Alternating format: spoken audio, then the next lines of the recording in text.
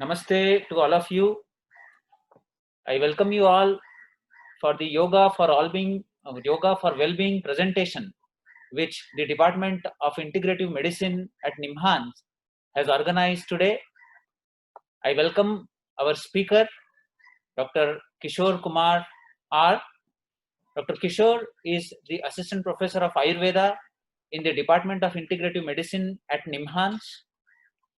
In this current pandemic, all of us look forward for the simple ways of improving our well-being, our immunity, our resilience. So today, Dr. Kishore Kumar is going to highlight the importance of Ayurveda in enhancing the immunity. He is going to first talk about the conceptual basis of how immunity is understood in the Ayurveda terms, and then give you some important tips that you can use the herbal remedies and other lifestyle measures to enhance your immunity. Over to Dr. Kishore, please.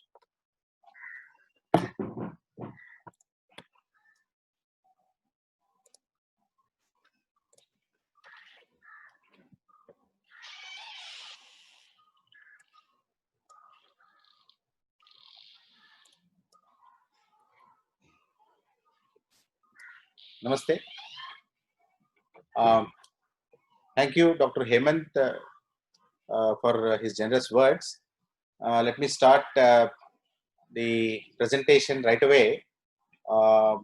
This is going to be a series where every week we are going to have tips on various modalities in which the precautions can be taken to improve the immunity.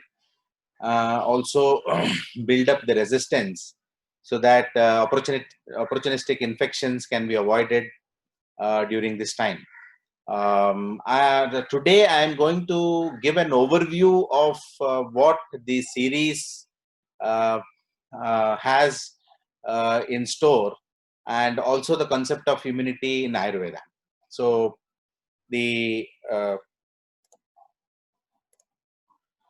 let me start off with this question of Aknivesha. Now, Ayurveda has been Ayurveda has developed based on certain textbooks which have contributed or which have contributed in the development of the science. So the foremost among them is Charaka Samhita. Now, Charaka Samhita is basically a treatise that was compiled by a lot of people who were known as Charakas. And basically it was written, or it was compiled by Aknivesha, who was the Shishya, or who was the disciple of Punarvasu Atreya. So there's a lot of conflict of what has been the age, but then it ranges from around 900 BC to 5000 BC. So a lot of historical artifacts give us this data. But in any case, Aknivesha, luckily this textbook is available in its full form, and certain things have been described. So each chapter, there are certain chapters which has been described in the form of discussions between the disciple and the preceptor or the teacher. So Aknivesha asks a very interesting question, saying that hitas samakhyatam api aharam upayunjanam vyadhimantascha gadascha tataiva ahita samakhyatam evam dushte katham hita ahita upayoga visheshatmakam shubha shubha visheshe upalabhamaha. Which means, how is that? We are talking about a lot of wholesome diet and good lifestyle, but still, such people who've been doing that are prone, in fact, suffer from diseases. And we've also seen that there are so many people who are extremely indulging in unwholesome lifestyle, but still they are healthy. These are questions which occur even to this day. Even to us, we see people who have been very ascetic, but still they get diseases like cancer and so on. So this question is posed by Aknivesha to Atreya. Then that Atreya replies that nahi sarvani apathyani tulya doshan. which means that not all unwholesome habits have the strength to cause disharmony among doshas. Doshas are Tridoshas. We call it as Vata, Pitta, and Kapha. Equilibrium or harmony in Tridoshas are responsible for health, and disharmony is responsible for diseases. So not all unwholesome habits have the strength to cause disharmony, and every event of disharmony of doshas need not result in a disease.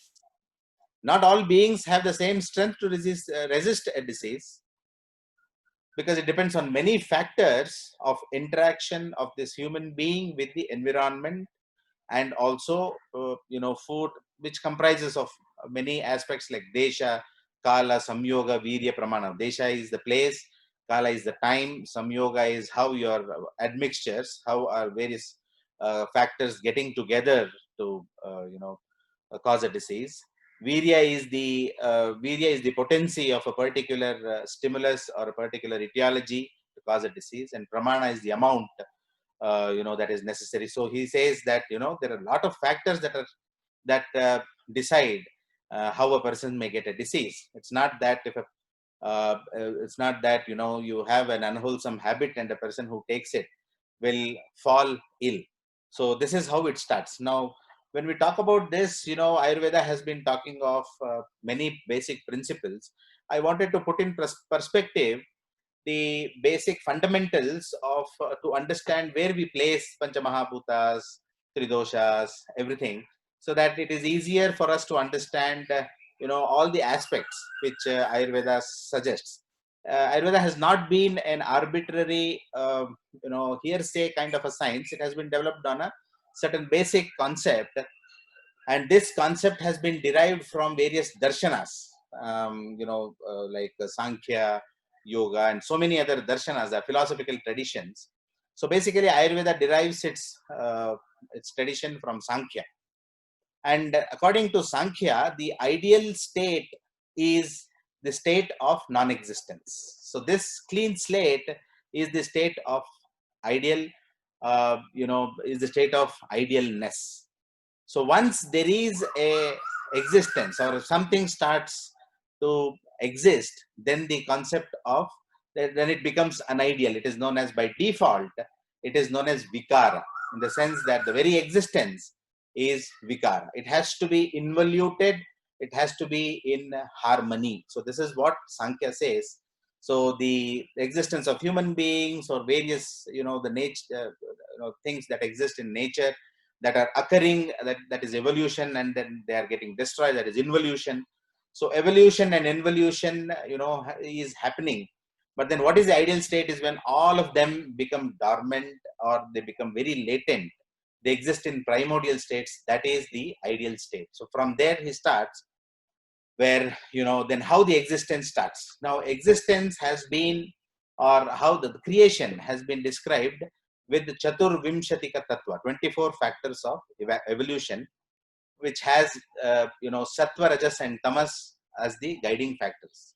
Now Sattva, Rajas, and Tamas are known as Trigunas, although Rajas and Tamas we talk about as Doshas of Manas, but basically in the primordial nature during the creation, the Sattva, Rajas, and Tamas play a very important role in creation. Now these might look very abstract and very philosophical, not currently applicable, but it is not that.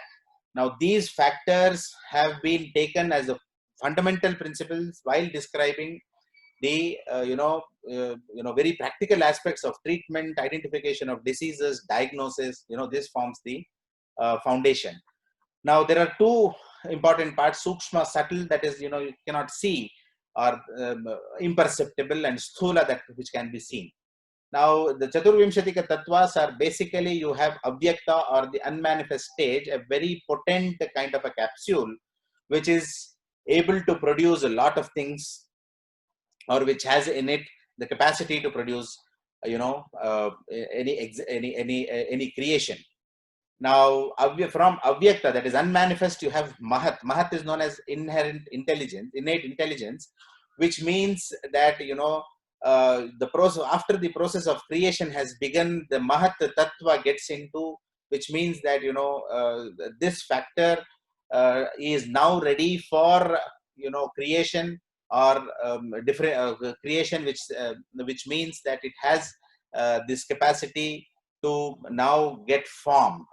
Then ahankara, from mahat is ahankara. Ahankara is now the exact differentiation happens. Now this can be understood in terms of, let us say, if I can give an analogy, it will be like the totipotent cell and the pluripotent cell, and how the differentiation into various tissues happen. Now this is a very fundamental principle that can be applied not only at the cellular level, but also at the very gross level.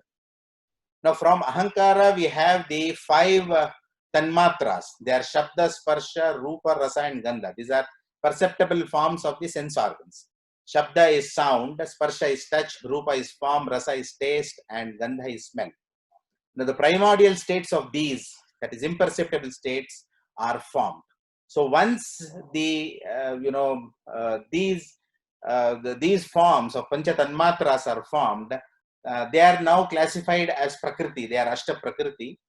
And then we have the shodasha vikara, that is the 16 vikaras. Now after these have been formed, the pancha mahabhutas start evolving. That is akasha, vayu, teja, up and prithvi.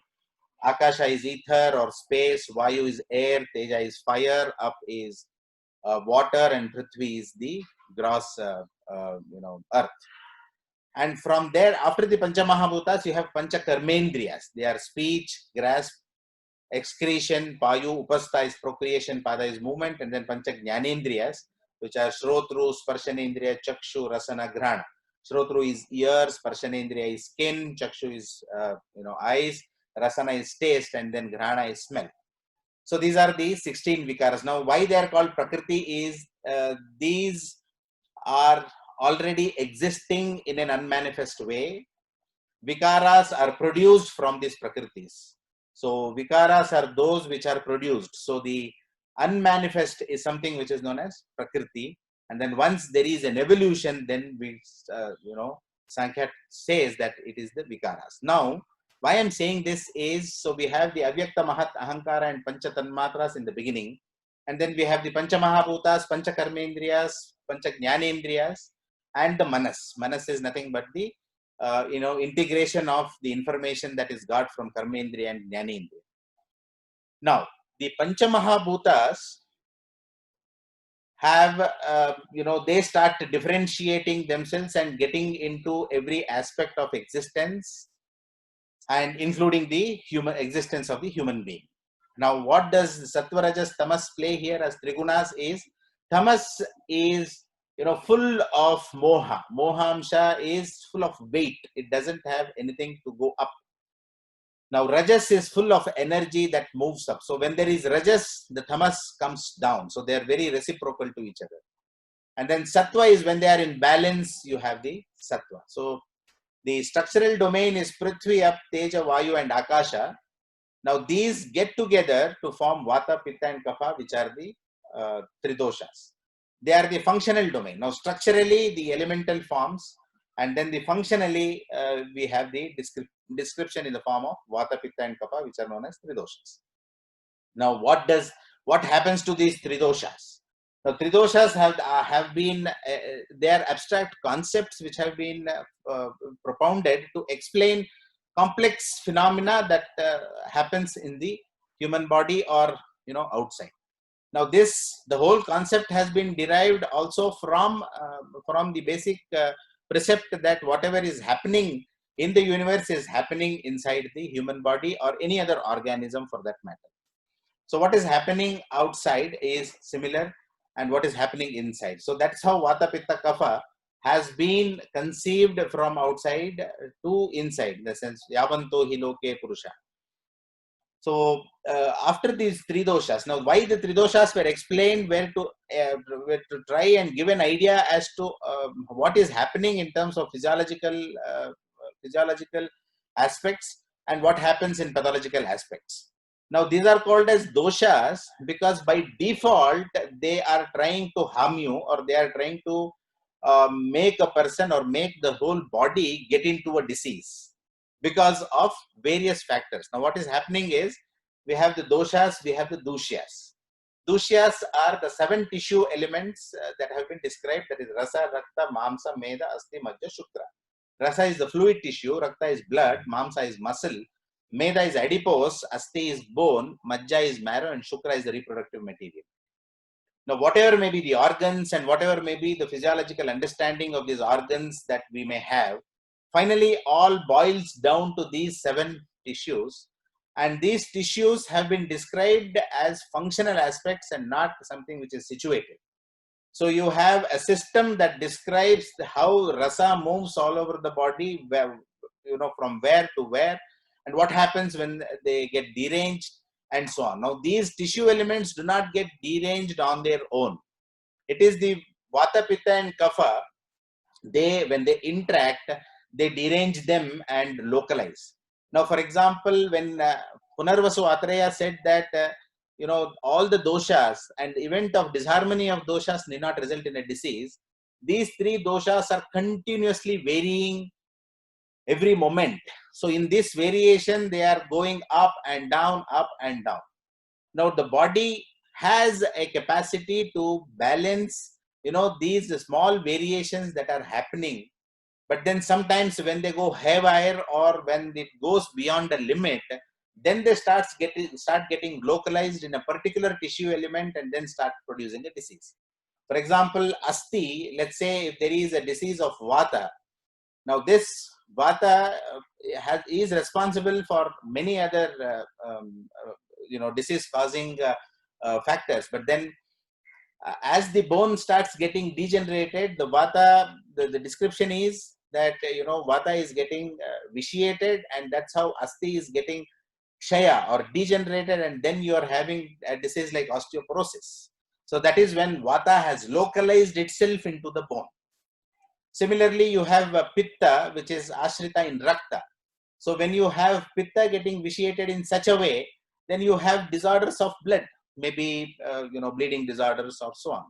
Now the factors that govern or how does this happen is something which is understood as Vyadhikshamatva. Now what is that resists this pitta from causing a bleeding disorder in the blood, and what is that resists this asti or the asti resists vata in causing degeneration of the bone.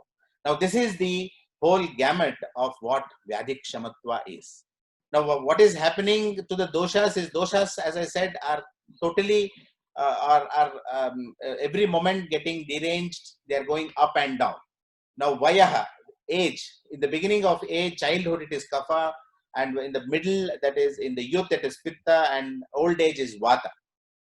During the day, in the beginning of the day, it is kapha, in the middle of the day, it is pitta, and in the end of the day, it is vata. Now, as I told you, by default, vata, pitta, and kapha are the tendency of these are to cause a dosh or are to cause a disease.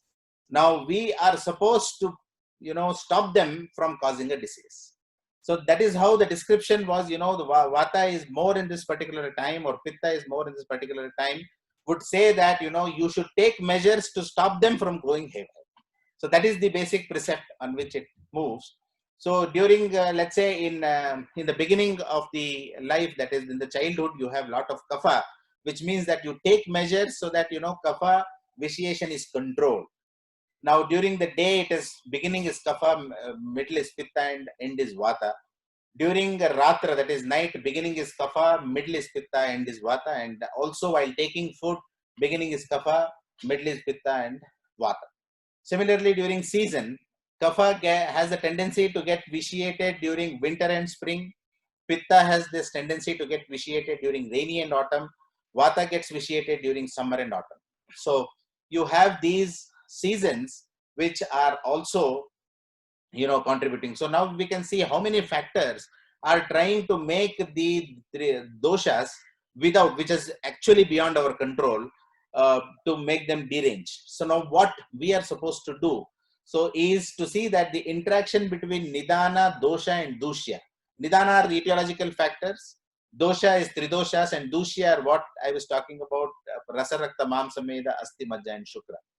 So if these three, this interaction between these three are stopped, or somehow if we are able to control them not to come together, that is when we are able to resist or we are able to stop the disease from getting formed.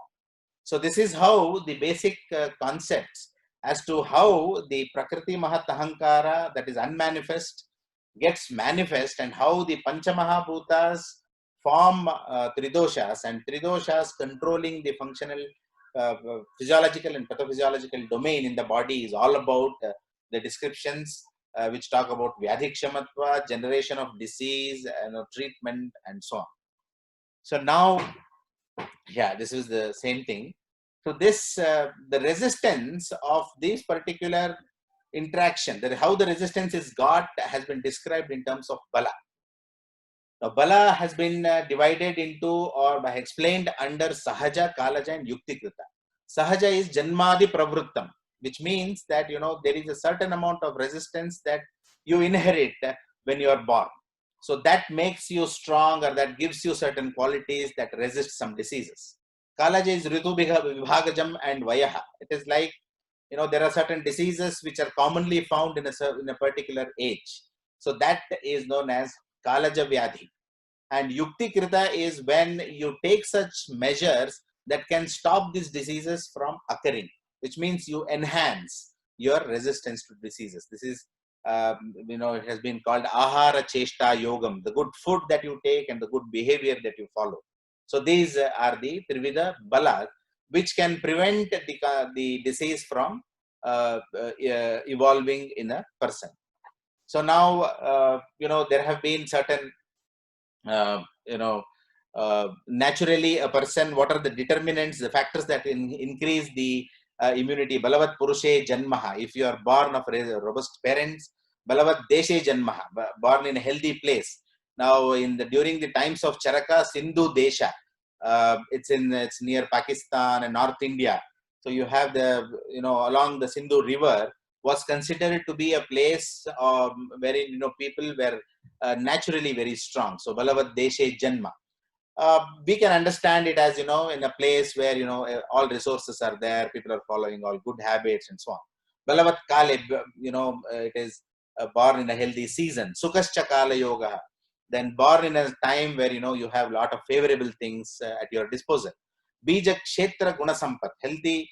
Bija Kshetra is, Bija is the reproductive material, and Kshetra is where the fetus is conceived, so the uterus and uterine environment. Ahara Sampat, healthy food.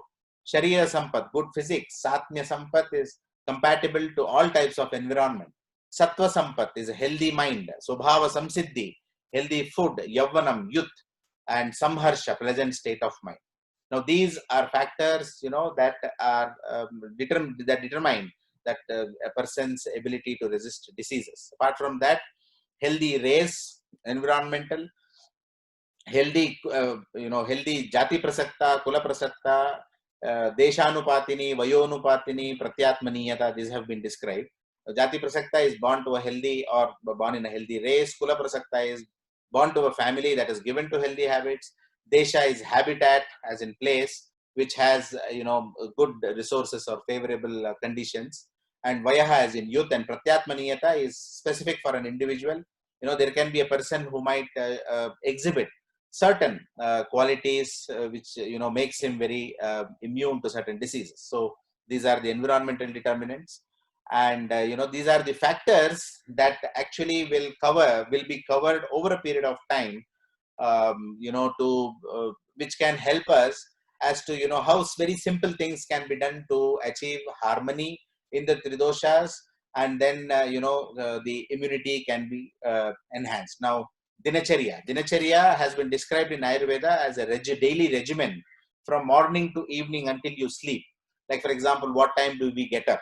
So if getting up very early in the morning, and then what do you do after getting up early in the morning? What is Gandusha, like oil pulling, or different other things to be regimen to be followed, will be explained in Dinacharya.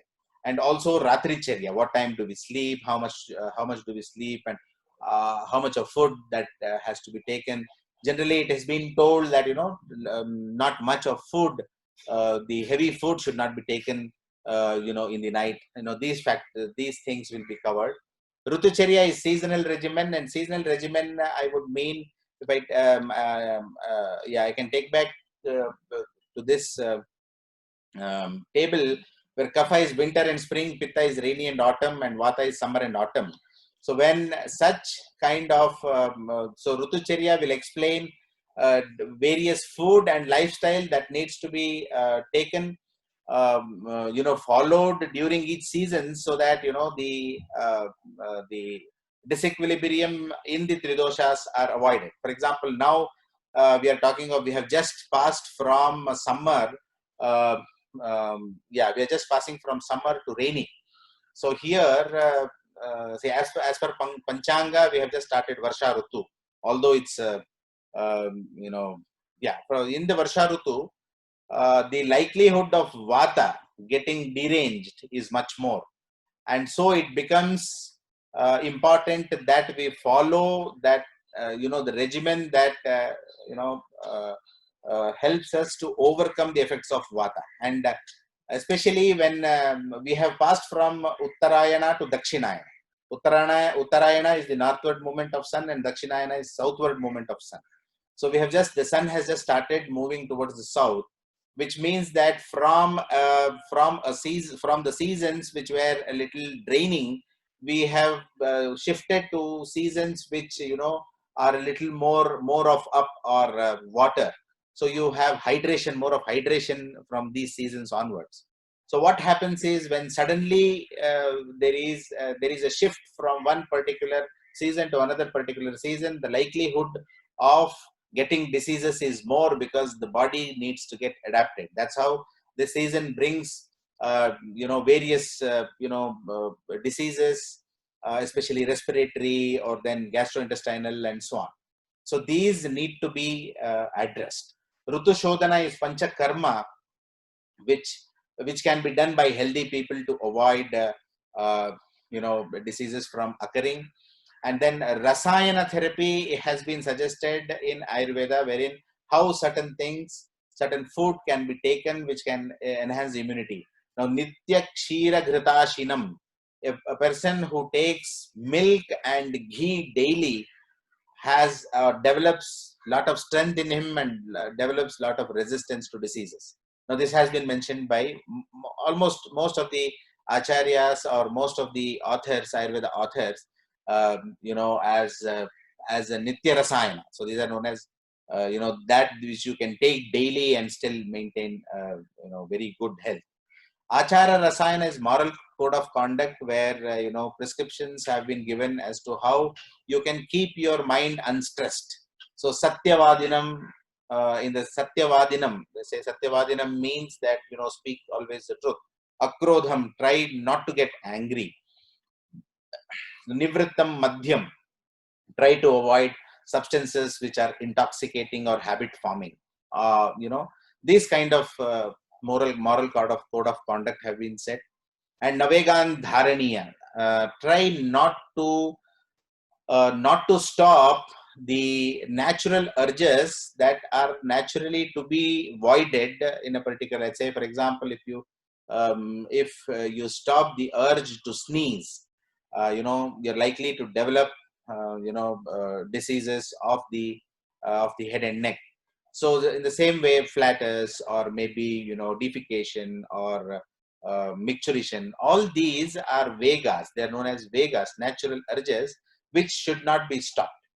And then there are some mental urges that need to be controlled, like kama, krodha, bhaya, and all that. So now it is during these times, we unfortunately and inevitably, we are going through a lot of panic or a lot of apprehension as to what is our future tomorrow and so on. So during those circumstances, it is always necessary that we maintain a very good mental balance by adopting measures that can handle them. So this is known as navegan dharaniya.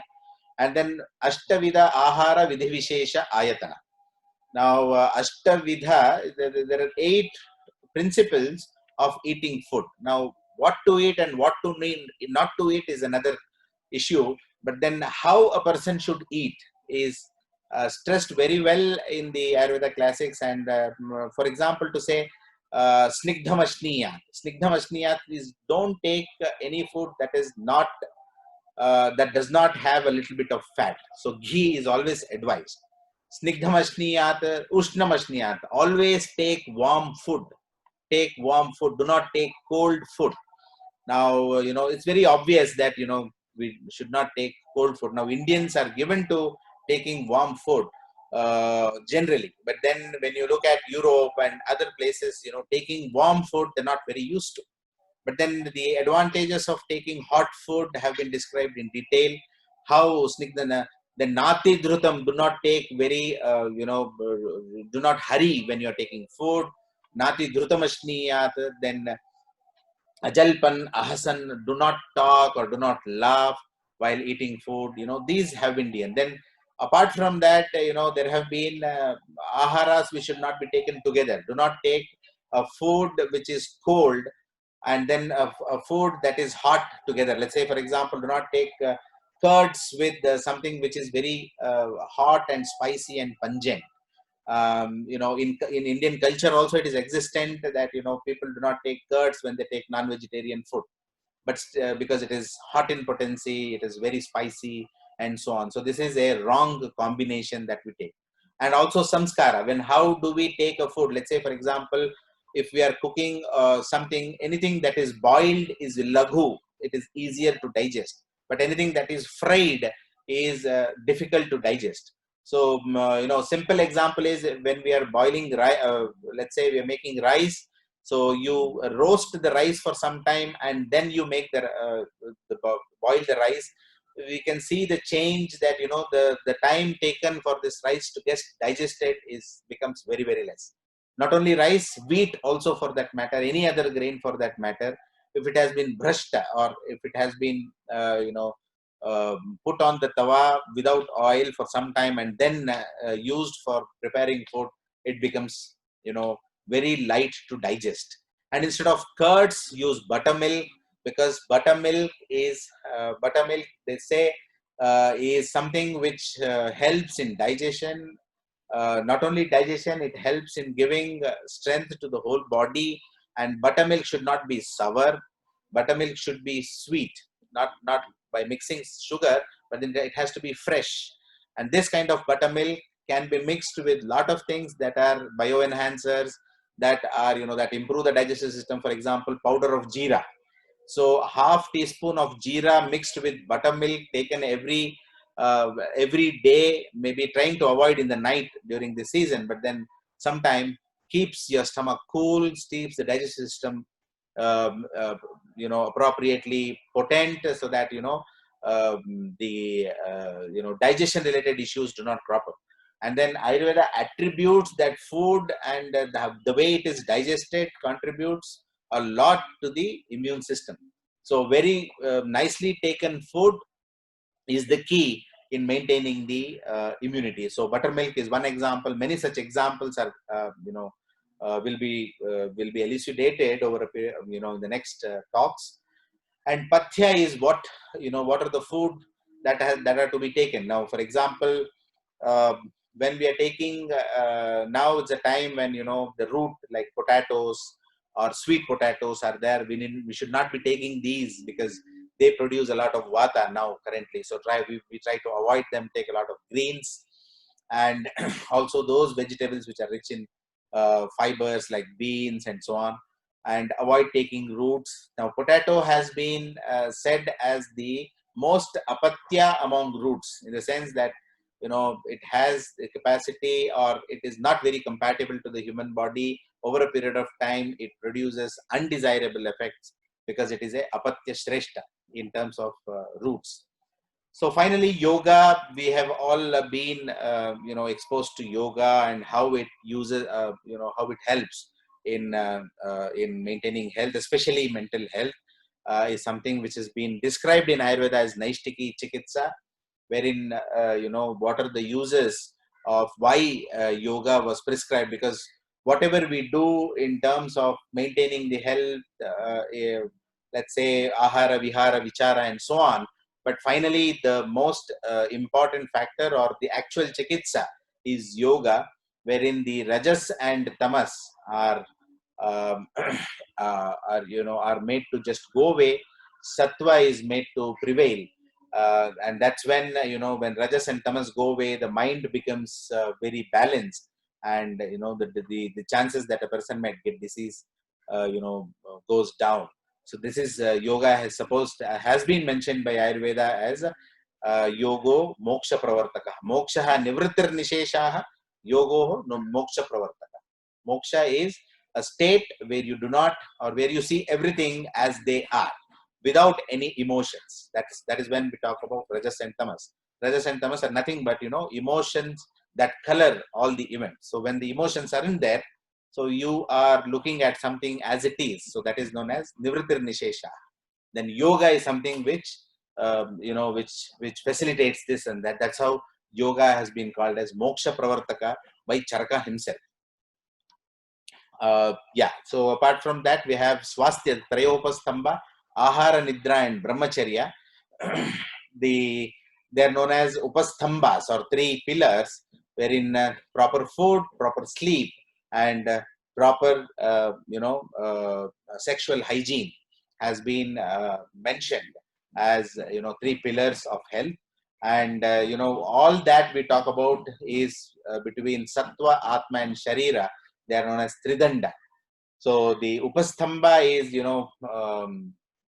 Upastamba and Danda both have almost same, but then here whatever existence is nothing but the interaction between Sattva, Atma, and Sharira. So if we are able to develop a wholesome contact between these three, that is the secret for long life. This is a very popular statement by Charaka. Naro hitahara vihara sevi samikshakari vishayeshu asaktaha. Hitahara vihara sevi. Hita ahara sevi. Hita vihara sevi. Samikshakari is, wait, watch, be very careful in doing things, think before you act, and so on. Vishayeshu asaktaha, do not indulge, indulge in anything, emotions or substances or anything. Data samaha, see everyone as the same, have be very generous. Satyaparaha, be truthful. Kshamavan, be forgiving. Aptopad sevi is always listen or be in association with people who have achieved such kind of things, like great people who have led the way. Bhavatya bhavatya rogaha. So these are the secrets for being having a good immunity, as well as avoiding diseases. Matirvachaha, talk with sense. Karma, matirhi karma, in the sense do, act with lot of logic. Sukhanubandham, always try to be happy. Sattvam, vidheyam vishadacha buddhihi, be very obedient. Vishadacha buddhihi is be clear in your mind. Jnanam tapastatparata, so get the knowledge and always be in the mode of tapas, or practice good things every day. Cha yoge yasyasti nanu tapanti rogaha. So wherever these are, rogas will not come even closer to such people. So with this, Charaka talks about the secret of being healthy. Now, how much of this we can adopt and how much we can do will determine how much of immunity or how much of health that we can maintain over this period of time. All these are necessary now. Somehow this has become very relevant in this circumstance, especially because we are trying to look for what to do, and we're not finding answers specifically for to enhance our immunity, or how to maintain mental balance and so on. So these becomes very relevant and very contextual under the current unfortunate circumstance that we are going through. Hope in the coming days we will be we will go through micro details of all those, like dinacharya, rutucharya, ahara, and all those aspects, so that and all the doubts that arise and what we should be taking, what we should not be taking, will be answered. So thank you very much for providing me this opportunity.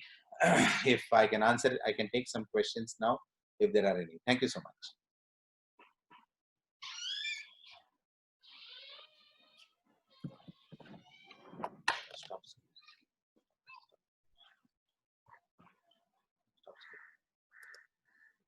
Thank you very much, Dr. Kishore, for providing such useful information in enhancing the immunity, what lifestyle we can follow. Now we can have a look at the chat.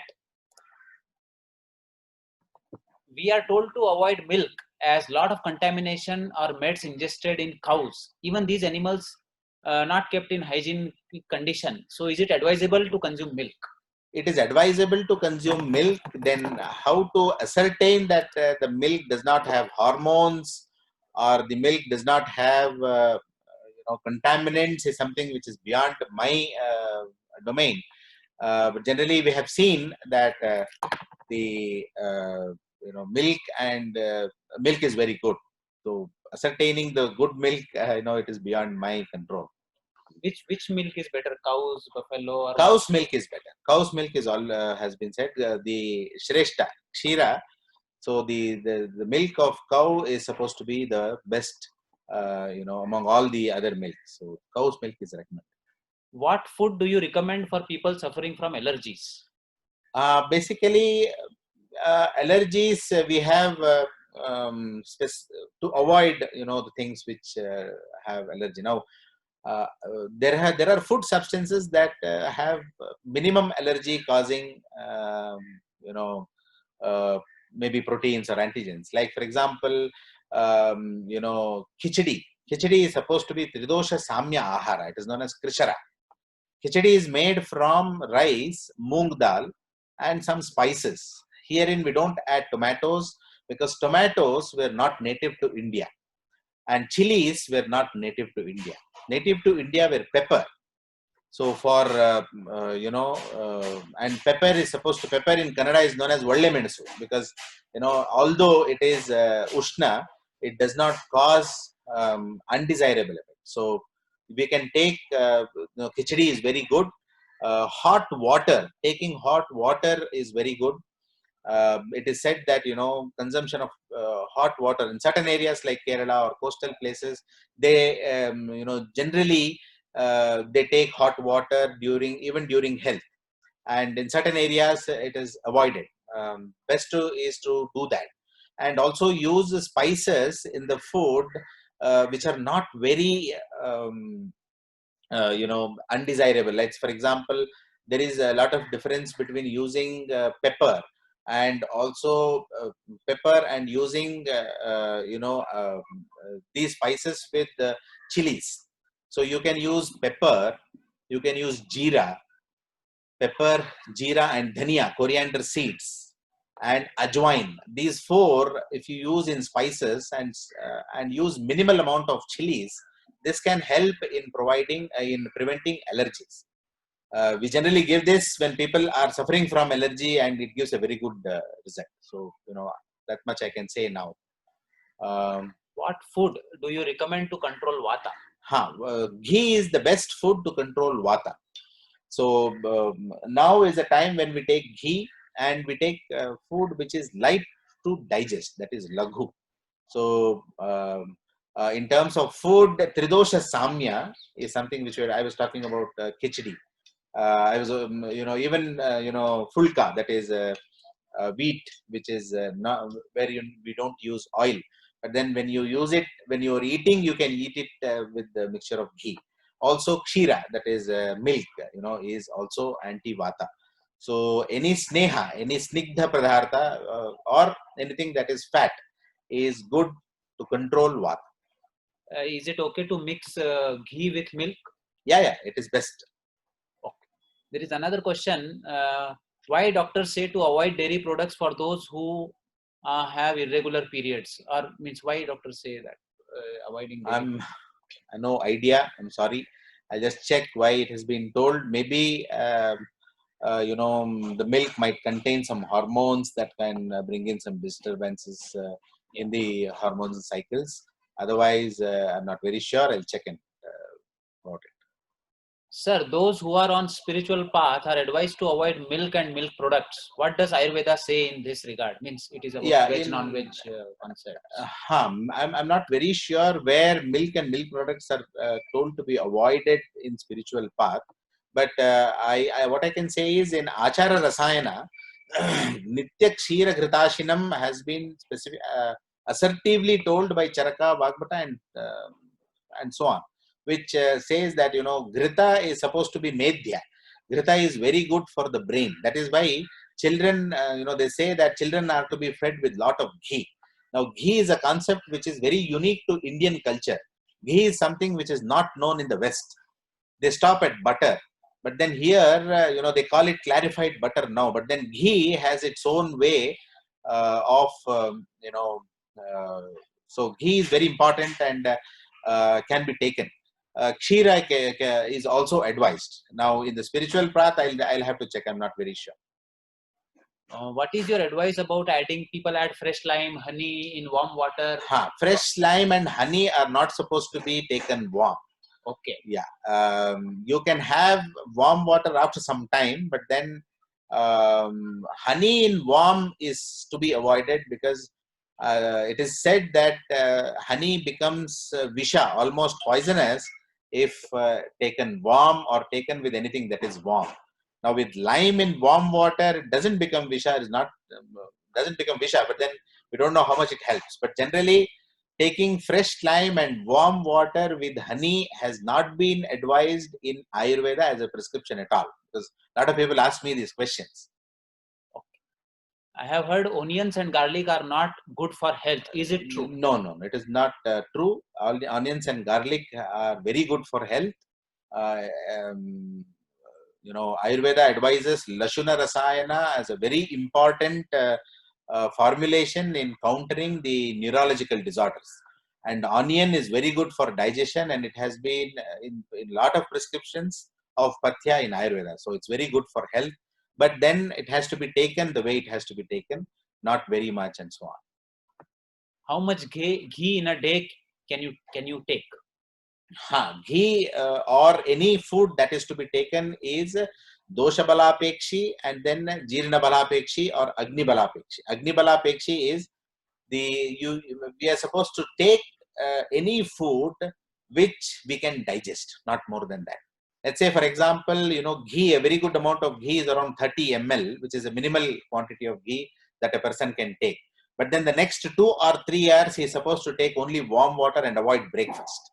So that is when the ghee gets digested and the properties of ghee gets assimilated into the body. But within a very short period of time, if we take breakfast, then it results in indigestion. That is when people will come and tell us that doctor, we took your ghee and then we are having loose motions. We are unable to digest food. So it has to, ghee is because it is guru. It is a little guru to digest. It's heavy to digest. It has to be given certain time for it to get digested.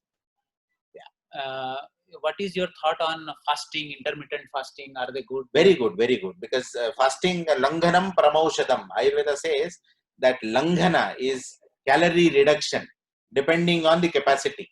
Is the paramaushadam is the best medicine for all diseases. Because once the calories gets reduced, the agni, the digestion improves, absorption improves, and disease-causing ability of the doshas decrease. So we will just take one more question now because of the limitation of the time. Dr. Kaviraj has asked, even in cow's milk, they say A1 and A2 types from Desi and Western cows. What do you suggest? Desi cow or Jersey cow? Desi cow is the best because, of obvious reasons than Jersey. Under the current circumstance, getting a Desi cow milk is a challenge. So we'll have to somehow manage to balance between, if we are able to access to Desi cow milk, for example, in near our place, we have access to Desi cow milk. So when we get that, we use it. But otherwise, we'll have to balance. Okay. So other questions, you are free to mail us on imd.nimhans@gmail.com. Again, next Saturday at 4:30 p.m. we will have session on another topic where you can ask your questions. This YouTube video will be uploaded on YouTube, and the link will be given on our website, which is nimhansyoga.in. So all your queries we can continue to answer through emails or in our subsequent sessions. Because of the paucity of time, we have to end the session now. I thank everybody for their kind participation. I thank Dr. Kishore for his invaluable information that he has given us in Thank these you. times. Thank you very much, all of you. Thank you so much for a patient listening. Thank you, Dr. Hemant, for your kind words.